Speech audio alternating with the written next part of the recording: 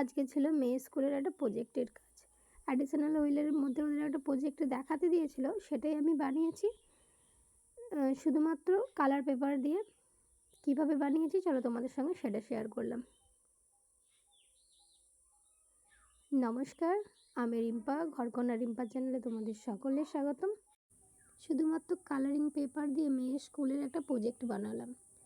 তো তোমরা দেখো আমি কিভাবে বানালাম প্রজেক্টটা, দেখলেই বুঝতে পারবে। খুবই সহজ, এতে কোনো রকমের চাপের কিছু নেই, ভিড়েরও কিছু নেই।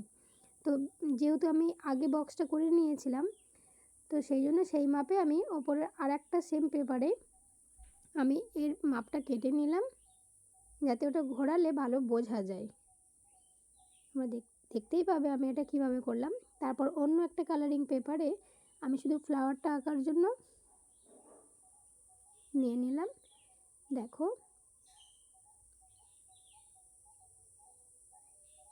এরপর আমি এটাকে একটা আটার সাহায্যে ভালো করে চিটিয়ে নিচ্ছি। তারপর আমি এটাকে কাট করে নিচ্ছি। দেখো, সুন্দর করে ওর মাপে কেটে নিলাম। কাটার পরে কি সুন্দর দেখতে লাগছে, তাই না? তো এটার মধ্যে আমি এবার কি করব, যে নাম্বারিংগুলো লেখার আছে আমার, সেগুলো লিখে নেব। আর পাশে যেই আমি সরু বর্ডার দিয়েছিলাম, ওটা মোটা মার্কার দিয়ে আমি ভালো করে একটু চওড়া করে দিলাম ফ্লাওয়ারের গাগুলো, যাতে ভালো বোঝা যায়। তো আমার এখানে লেখাগুলোও কমপ্লিট হয়ে গেছে, মানে যোগগুলো সমস্ত হয়ে গেছে। তো আমি এর ওপরে যেটা অরেঞ্জ কালারের পেপারটা কেটে রেখেছিলাম সেটা বসিয়ে দিলাম। তারপর ওর মিডিলে আমি একটু পিন দিয়ে ফুটো করে নিলাম। দিয়ে আমাদের জামার যে বোতাম হয় সেই বোতাম দিয়ে, আর রেগুলার তারের ভিতরে যে একটা সরু তার থাকে না কারেন্টের তারের মধ্যে, সেই দুটো তারকে ভালো করে পেঁচিয়ে নিয়ে আমি ওটা মিডিলে ভালো করে আটকে দিলাম।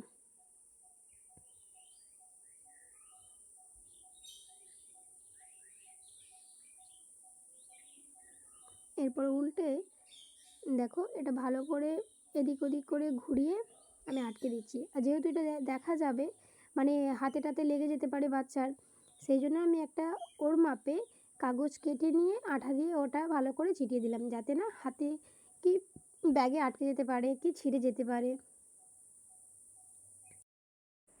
যেহেতু নাম অনুযায়ী প্রজেক্টে জমা দিতে হবে, মানে কে কোন প্রজেক্টে জমা দিচ্ছে, যাতে নাম অনুযায়ী বোঝা যায়, সেই জন্য অ্যাডিশন হুইল আমি লিখে মেয়ের নাম সেকশন লিখে দিলাম। তো আমার ফাইনাল হয়ে গেছে, মানে পুরোটা ডান কমপ্লিট হয়ে গেছে আমার। এটা ফাইনাল লুক তোমরা দেখতে পাচ্ছ। তো ভালো যদি লেগে থাকে তাহলে কমেন্ট করো, লাইক করো অ্যান্ড সাবস্ক্রাইব করে দিও আমার চ্যানেল। দেখা হবে আবারও একটা অন্য ভিডিওতে। ততক্ষণ যেন সবাই সুস্থ থেকো, ভালো থেকো।